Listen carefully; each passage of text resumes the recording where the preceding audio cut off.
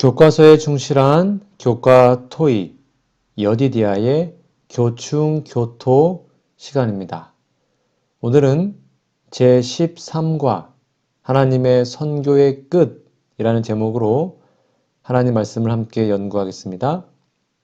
여러분 교과서 연구 범위를 보시면 계시록 1장 1절에서 7절, 베드로전서 2장 9절, 계시록 14장 6절에서 12절, 누가복음 11장 23절, 디모데전서 2장 4절, 계시록 21장 1절에서 4절에 있는 말씀입니다. 연구 범위, 성경 본문을 꼭 펴서 읽으시면서 공부하시기 바랍니다. 기억절입니다. 모든 것이 이렇게 풀어지리니 너희가 어떠한 사람이 되어야 마땅하냐? 거룩한 행실과 경건함으로 하나님의 날이 임하기를 바라보고 간절히 사모하라. 베드로후서 3장 11절, 12절 말씀입니다.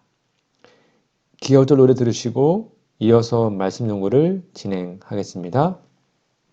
사기 13과 이 모든 것이 이렇게 풀어지리니 너희가 어떠한 사람이 되어야 마땅하냐. 거룩한 행실과 경건함으로 하나님의 날이 임하기를 바라보고 간절히 사모하라. 그 날에 하늘이 불에 타서 풀어지고 물질이 뜨거운 불에 녹아지려니와. 베드로후서 3장 11, 12절.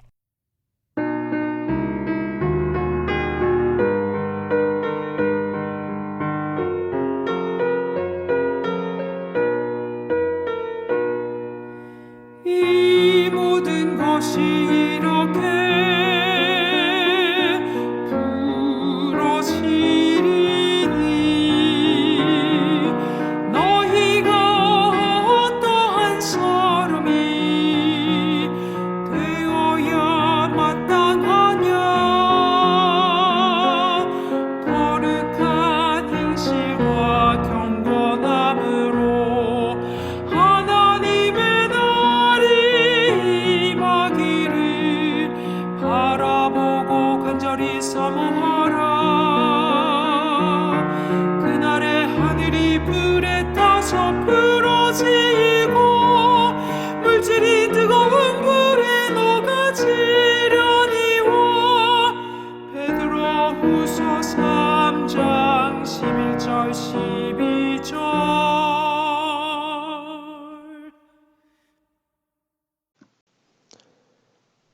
12월 24일 일요일입니다.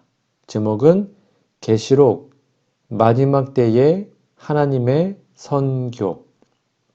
자, 교과서 질문을 볼게요. 요한계시록 1장 1절에서 7절 읽어보라. 요한계시록이 마지막 때의 하나님의 선교에 초점을 맞추고 있다는 근거를 어떻게 발견할 수 있겠는가? 쭉 읽어보시면 답을 적을 수 있습니다. 답이 뭘까요?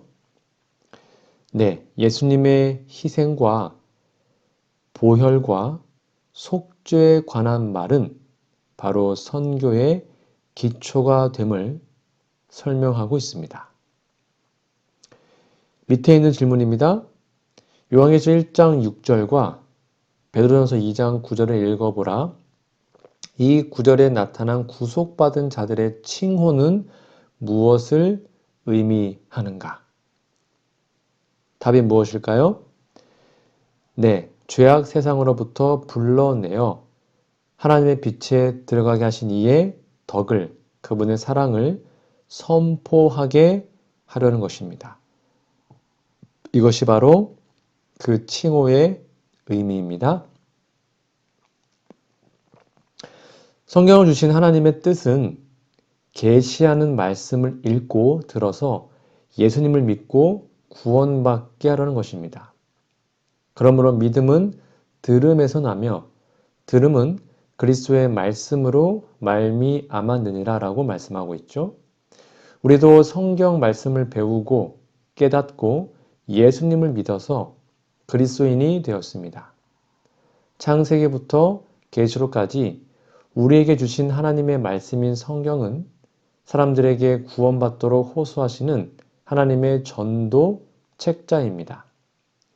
계시록은 성경의 마지막 책으로서 전도하는 그리스도인과 그것을 방해하는 사탄의 계략을 기록하여 전도하는 일이 엄청나게 방해받고 어려움도 많고 클 것임을 보여줍니다.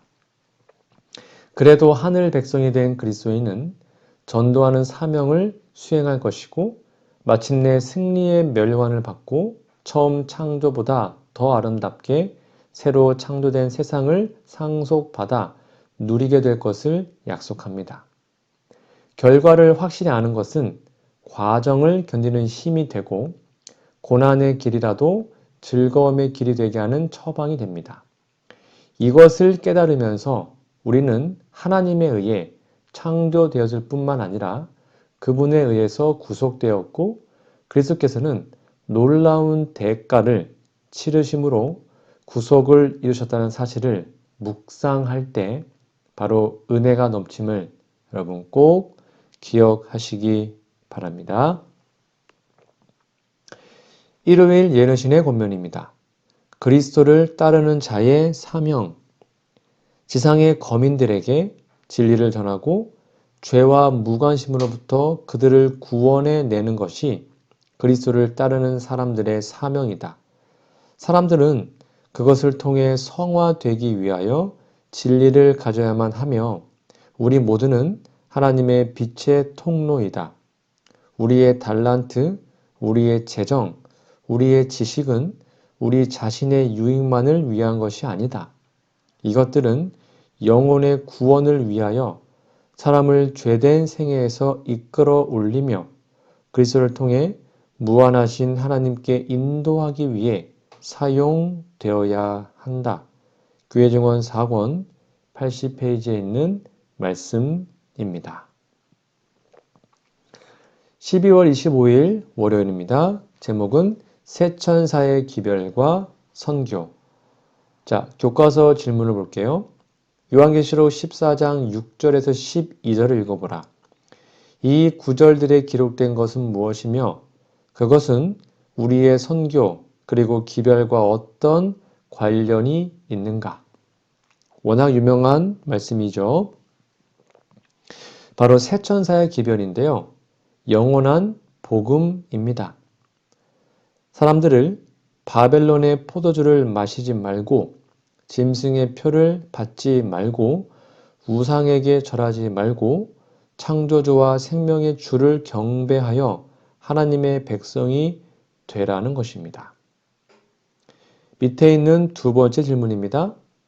예수님은 새 천사의 기별 가운데서 우리의 사명을 어떻게 분명히 밝히고 계신가? 답이 무엇일까요?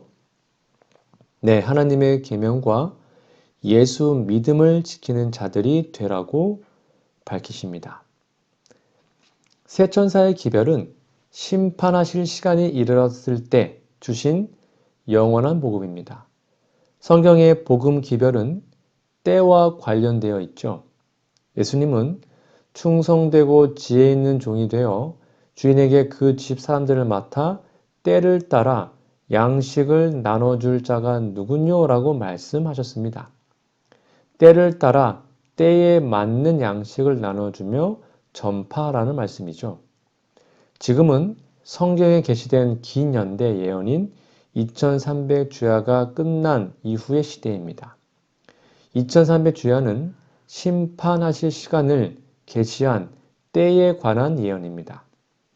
이때에 전할 기별이 바로 새 천사의 기별이죠. 그 기별은 첫째, 창조주 하나님을 경배하고 영광을 돌리라는 기별이고요. 그분은 바로 여호와이십니다. 영광을 돌리는 것은 우선적으로 창조주의 이름을 바르게 알고 경배하는 것이죠. 모세가 하나님께 영광을 보여달라고 했을 때 하나님께서는 자기 이름을 선포하셨습니다.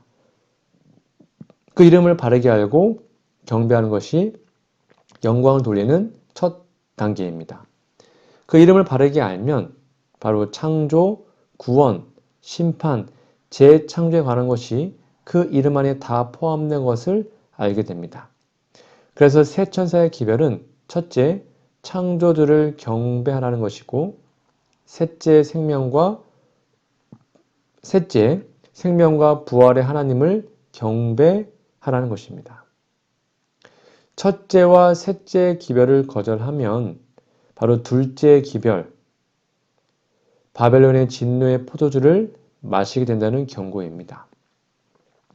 세 천사의 기별은 심판의 때가 이르렀을 때 외쳐야 하는 영원한 복음 기별로 우리에게 주셨습니다. 이 기별을 외칠 사람들은 바로 14만 4천 명으로 상징된 하나님의 인을 맞은 사람들이죠. 이 사람들은 항상 어린 양이 어디로 인도하든지 따라가는 사람들입니다. 이 말은 절대적인 순종을 나타내는 표현으로 이해하시면 됩니다. 여러분, 그런데 어린 양이 인도하는 대로 따라간다는 표현에는 그 따르는 사람이 죽임을 당하신 어린 양의 피에 항상 씻음을 받는다는 복음적 의미도 있습니다. 이들은 항상 씻김을 받은 은혜 중에 세 천사의 기별을 전합니다. 그래서 인내하는 성도로 표현했고 예수 믿음을 지키는 자들이라고 표현했습니다. 이 기별은 여러분 계시록 14장 13절까지 꼭 읽어야 되는데요. 보통 우리 교회는 재림교회는 12절까지로 끝나죠. 여러분, 그런데 세 천사의 기별, 특별히 셋째 천사가 외치는 말이 11절이 끝입니다. 그리고 12절은 천사가 외치는 말이 아니고요. 성령님의 감동으로 유한이 썼는지 모르겠지만 여하튼 13절은 전반부는 하늘에서 나는 음성이고요. 후반부는 성령께서 응답하시는 내용입니다. 여기는 수고를 그치고 쉰다는 말이 있어요. 이것은 11절에 밤낮 쉬지 못하는 악인과 대조되는 상태를 나타내고 있습니다. 인내하는 성도는 죽임을 당할 수도 있어요. 그러나 그들은 주님 안에서 죽기 때문에 쉼을 얻고 그 행한 일이 따르는 복을 누립니다. 죽은 자에게 따르는 행한 일에 대한 복은 부활이죠. 그래서 첫째 천사는 창조주 하나님께 경배하라는 기별이고요. 셋째 천사는 생명과 부활의 하나님을 경배하라는 기별입니다. 이 두 기별을 거절하는 것은 바벨론의 진노의 포도주를 마시는 것이 된다는 것이 바로 둘째 기별입니다. 여러분, 꼭 이것을 일요일을 성일로 지키면 창조주께 경배하는 것이 아니라는 기별과 영원 불멸을 믿으면 생명과 부활의 하나님을 섬기는 것이 아니라는 기별임을 기억해야 합니다. 잘 깨닫고 명심해야 합니다. 월요일 예언의 신의 권면입니다. 우리에게도 주어진 사명. 제자들에게 주어진 사명은 또한 우리에게도 주어졌다. 그때와 마찬가지로 오늘날도 십자가에 못 박혀 죽으시고 부활하신 구주께서는 세상에서 하나님도 없고 소망도 없는 자들 앞에 높이 들려져야 한다. 주께서는 목사와 교사와 전도자들을 부르신다. 그분의 종들은 집집을 다니며 구원의 기별을 전해야 한다. 모든 나라와 족속과 방언과 백성에게 그리스도로 말미암는 용서의 기별이 전해져야 한다. 교회증언 8권 15페이지, 16페이지에 있는 말씀입니다. 12월 26일 화요일입니다. 제목은 마지막 위기. 자, 교과서 질문 볼게요. 요한일서 4장 8절, 베드로후서 3장 9절, 디모데전서 2장 4절, 창세기 12장 3절을 읽어보라. 하나님께서 이 모든 사람들을 소중하게 여기시는 이유는 무엇인가? 여러분 다 읽어보시고 답을 적어보십시오. 이유가 뭡니까? 즉 아무도 못합니다. 아무도 멸망하지 않고 회개하기에 이르러 영생의 복을 누리게 하려는 것입니다. 하나님은 사랑이시기 때문에 이렇게 하실 수밖에 없습니다. 인류를 죄에서 건지시기 위해서 이 땅에 오신 그리스도께서 오직 우리, 아니요, 나를 위해서 죽으셨다는 사실을 한번 묵상해 보십시오. 여러분, 우리 각자는 이 사실을 꼭 기억해야 합니다. 이 세상에 나만 죄인일지라도 나 한 사람을 위해서도 예수님은 십자가에서 죽으셨을 겁니다. 여러분, 오직 나를 위해서 죽으셨다는 사실을 성경이 가르치는 전체적인 구원의 역사를 바르게 깨달을 때 확인하고 확신하게 되는 것이죠. 성경에서 예수님의 십자가의 희생을 개인에게 적용한 표현은 오직 갈라디아서 2장 20절 뿐입니다.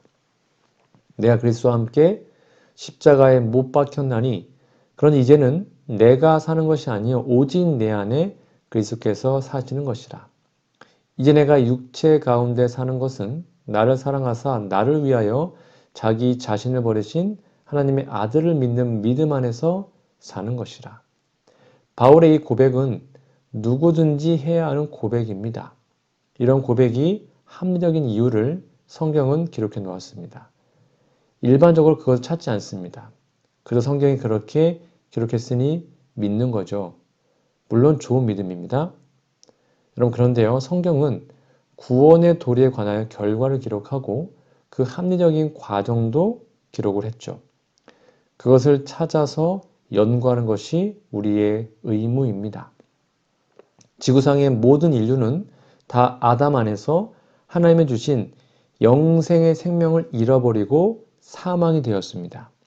아담의 씨로 출생한 사람은 예외 없이 영생의 생명이 없습니다. 예수님은 아담을 대신하여 죽으셨기에 아담의 씨로 출생한 모든 사람도 예수님을 믿으면 예수님 안에서 영생을 얻게 되는 것이죠. 이것이 바로 예수님이 나 개인을 위하여 죽으신 것도 됩니다. 그래서 우리는 예수님을 믿음으로 구원을 얻게 되는 겁니다. 꼭 기억하시기 바랍니다. 화요일 예언의 신의 권면입니다. 이 시대를 위한 기별, 첫째와 둘째 천사의 기별을 내포하겠는 셋째 천사의 기별은 이 시대를 위한 기별이다. 우리는 하나님의 계명과 예수 믿음이라고 기록된 깃발을 높이 들어야 한다. 세상은 하나님의 깨어진 율법에 의하여 위대한 입법자를 미구에 만나게 될 것이다. 지금은 우리 앞에 놓인 큰 개쟁점을 도외시할 때가 아니다. 하나님께서는 당신의 백성들에게 율법을 존귀케 하고 그것을 영화롭게 하기를 요구하신다. 교회 증언 8권 197페이지에 있는 말씀입니다. 12월 27일 수요일입니다. 제목은 선교의 성공. 자, 교과서 질문 볼까요? 다음 구절들은 예수님을 따르는 사람들의 성품에 대해 무엇을 말해주고 있는가? 구절들을 다 읽어보시고요. 거기에 대한 답을 좀 적어보시면 되겠습니다. 네, 정리해드리면 고린도후서 11장 2절은 정결해야 함을 강조합니다. 이사야 30장 21절, 요한복음 10장 27절, 요한복음 16장 12절 13절은요. 주님의 음성을 듣고 그 길로 걸어가야 함을 강조하고 있고요. 데살로니가 후서 2장 9절에서 11절, 히브리서 3장 12절 13절은 악한 자의 유혹을 듣지 않고 서로 권면하여 하나님께로부터 떨어지지 않아야 됨을 말하고 있습니다. 요한일서 1장 8절 9절, 요한계시록 7장 14절과 19장 8절에 보면 항상 깨끗한 삶을 살아야 함을 분명히 말해주고 있습니다. 복음을 전하는 선교 또는 전도는 책임자가 성령님이십니다. 예수께서 오직 성령이 너희에게 임하시면 너희가 권능을 받고 예루살렘과 온 유대와 사마리아와 땅끝까지 이르러 내 증인이 되리라 하시니라 라고 분명히 말씀하셨죠. 전도자는 증인입니다. 자신이 만난 예수님을 증거하는 것입니다. 그래서 예수님을 만났는지가 관건이죠. 성령께서는 자기를 증거하시지 않습니다. 그분은 예수님을 증거하십니다. 성령 충만은 생활 자체가 예수님을 증거하는 것으로 드러나죠. 그래서 교과 저자는 마지막 과인 13과 제목을 선교의 성공으로 선택했습니다. 아무도 자기가 선교를 잘해서 그 사람이 구원받게 되었다는 말을 할 수가 없어요. 모든 전도자는 예수님 앞에서 순결한 생명으로 살아가면 그것이 곧 보는 사람들에게 선교가 되는 겁니다. 그리스도인의 삶은 생활하는 선교이죠. 에녹처럼 성령님의 주장으로 생활하면 사람들의 시선이 전도자에게서 예수님을 보게 하실 겁니다. 여러분, 선교하는 성공, 선교의 성공을 꼭 이루시기 바랍니다. 수요일 예루신의 권면입니다. 선교 사업에 성공할 사람의 자질. 예수님과 거룩한 천사들은 영혼들을 구원하기 위하여 최선을 다해 일하는 지성적이요 하나님을 경외하는 사람들의 노력에 성공을 가져다 줄 것이다.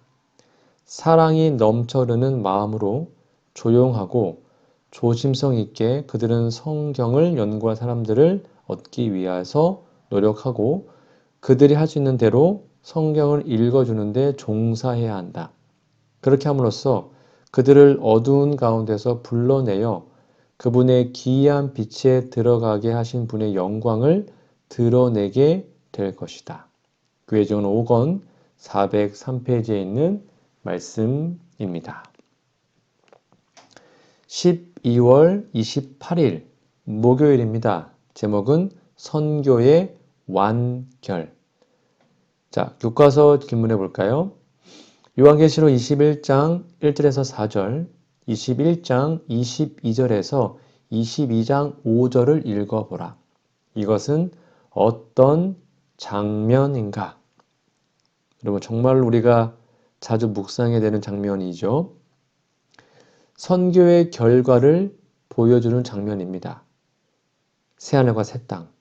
이 모든 것은 삼위 여호와 하나님이신 주님이 이루셨습니다.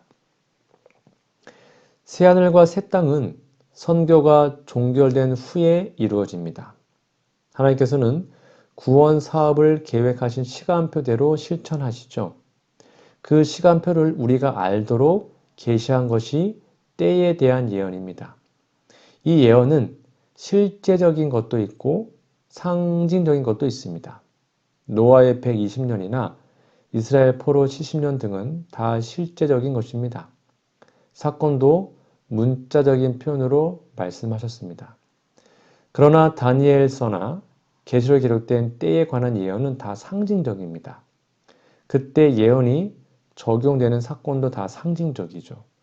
그런 때에 관한 예언을 구체적으로 가르쳐 주셨어도 재림하실 역사적 시간에 대해서는 말씀하지 않으셨습니다.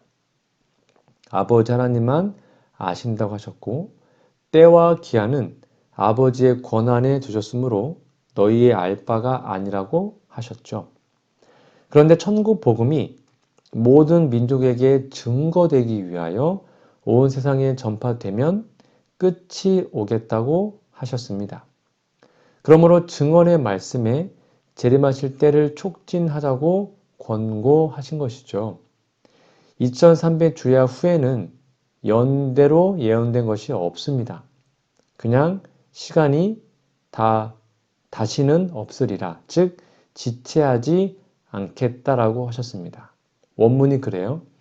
그러니까 이 시간은 성도들이 복음을 전한 것과 연결되어 있어요.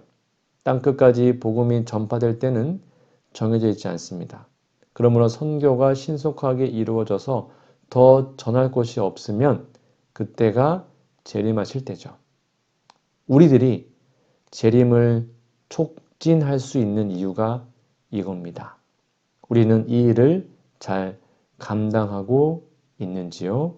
여러분 꼭 우리 시대에 예수님의 재림이 이루어지기를 간절히 소망합니다. 목요일 예능신의 권면입니다. 재림을 촉진할 수 있는 그리스도인의 특권. 우리 주 예수 그리스도의 재림을 바랄 뿐만 아니라 그것을 촉진시키는 것이 모든 그리스도인의 특권이다. 그의 이름을 믿노라고 하는 자들이 그분께 영광을 돌릴 수 있는 열매를 맺는다면 온 세상에는 얼마나 빨리 복음의 씨가 뿌려질 것인가. 최후의 큰 수확을 위해 곡식은 속히 익을 것이며 그리스도께서는 귀한 곡식을 거두기 위해 강림하실 것이다. 실물교훈 69페이지에 있는 말씀입니다.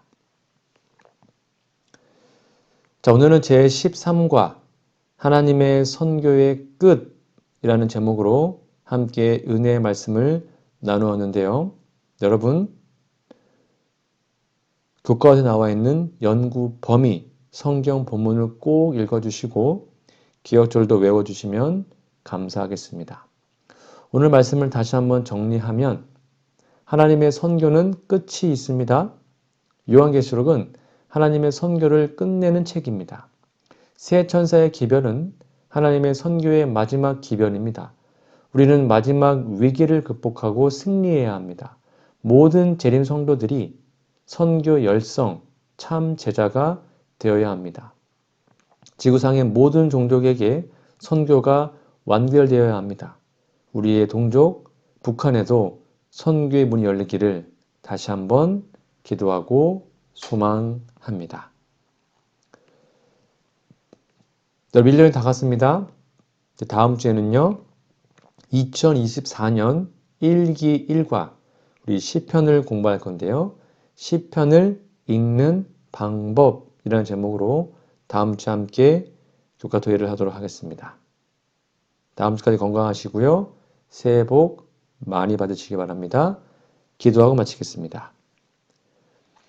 하늘의 아버지, 내 안 하나님의 형상을 회복하시고 새 사람 되게 하심을 감사합니다. 그것을 자주 잊고 사는 죄를 용서해 주시며 주님께서 내 안에 이루시는 놀라운 역사를 항상 기억하게 하옵소서. 재림을 준비하도록 회복하는 이 사명에 동참케 하옵소서. 영원한 복음을 주시고 사명을 주심을 감사합니다. 여러 가지로 분주한 중에 혹시 다른 것을 먼저 했다면 복음을 가장 높이게 하옵소서. 선악의 대쟁투에서 복음의 편에 서라고 하시는 엄중한 부르심을 따라 주님의 일에 동참하게 하옵소서. 생명을 주신 주님의 사랑 앞에 우리도 다른 모든 것을 내어놓게 해 주시옵소서. 모든 것 드리기 원하지만 부끄러운 죄와 허물이 많은 것 주님의 은혜로 용납해 주옵소서. 항상 주님을 먼저 선택하게 도우시고 주님의 사랑 본받아 전하게 하옵소서. 선교에 열성을 내면서도 혹시 하나님의 뜻과 협력하지 못한 부분이 있는지 돌아봅니다.